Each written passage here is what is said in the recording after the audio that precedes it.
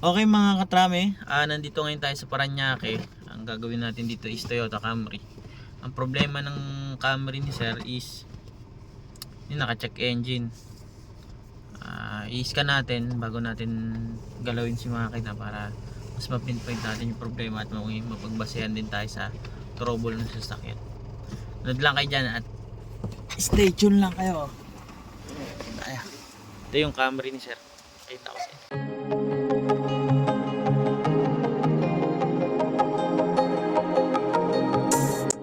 Okay mga katrame, nandito ngayon tayo sa Pampanga.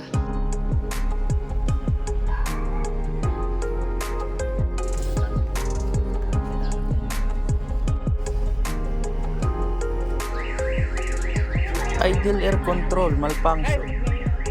Test natin na may kuryente naman sa lahat ng ignition coil pati si spark plug. Okay guys, ayan, okay na. Matining na yung takbo. Ginagamit nito kasi anak ko nakatira sa Tagaytay. Opo. Sa bakasyon, nalagay niya. Pagbukas ng nabahayan ng daga. So, inuwi ko, palit kami kotse. Sabi ko ako magpapalinis dito. Bukas man niya. Pressure wash. Hindi na pressure wash, hose lang. Tapos konting sabon-sabon. Mandar siya eh. Napaayos ko pa yung likod. Kita mo wala yung upon sa likod. May kalampag sa likod. Pagbalik dito, siguro after 2 days, dinabas ko. Pagbalik dito, mapalya siya. Nanginginig siya. So medyo minor pa. Pagparada ko, okay, parang gasa na. Okay, buksan mo yung hood. Tumudo na yung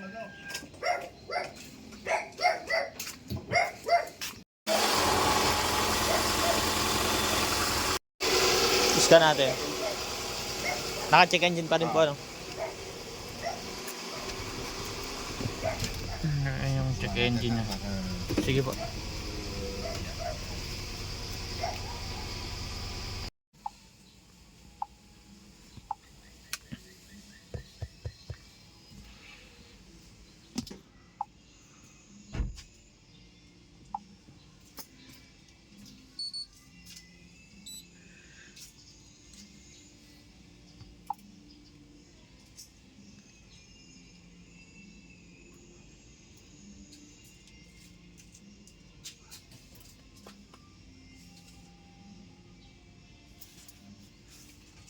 $2,000 anong model to, sir? 2000 po.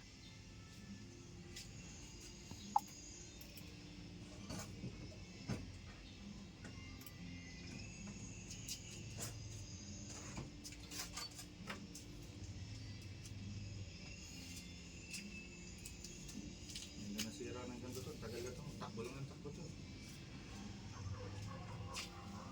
Igniter circuit for auto sensor. Ito sa rin lumabas. Ang auto sensor, ito. Apo, yung nasa tambutso, sa exhaust. Nasa exhaust side. Ang igniter, coil. Yun po yun. Alin po ba yung nangat-kat ng daga? May mga nangat. Wala naman. Pinamahayan lang ng daga. Kasi ito patulong, nilagay dun yung mga basura sa tabi. Oo. So, nakita ko, medyo... Ito lang nangat-ngat niya yan, no? Yan. Siguro naganap ng... Wala akong nakitang wire. Yan, ito lang. Yan lang nangat-ngat. Okay. Yung yung parang soundproof. Parang naghanap ng nest siguro.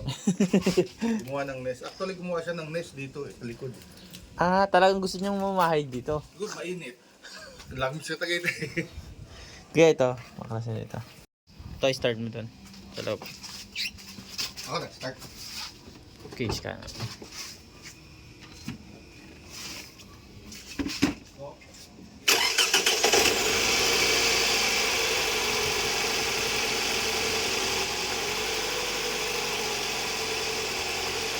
Balyado, oh. Maya kuya.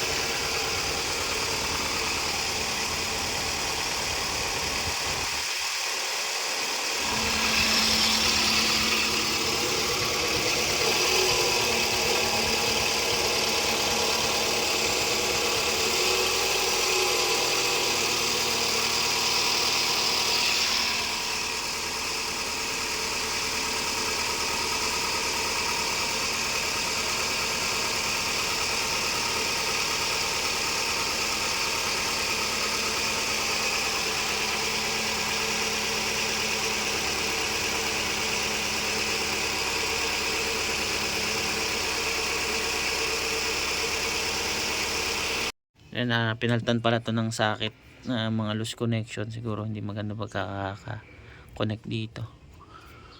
Ito katulad nito, saglit ko lang naila, tanggal na siya eh. Ngayon gagandahan natin ng kabit dito. Yun o. Yan, hinihinahan natin yung mga wire para magandang kapit. Dumadali niya, no? Isang veteranong auto electrician. Kahit na yung kumapit. Diyan daw nakukuha mo yung totoong mileage pag tinamper. Opo. Tama. Pero depende sa sakyan, sir. Minsan hindi siya magpabasa eh. Ah, Kung anong order niya. Pero karamihan nababasa nito.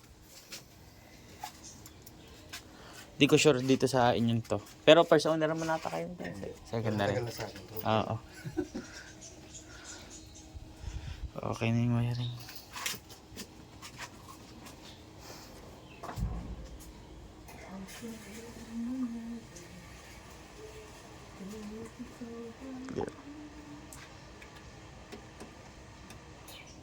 Ito, start mo doon. Yeah, wala na error. Tingnan natin kung okay na yung andar. Mark ko ah. Sige po.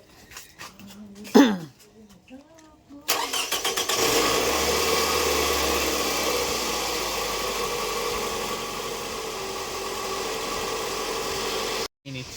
Tapos scan ulit, sir. Tingnan natin kung babalik yung fault code. Pero kung wala na, mas maganda.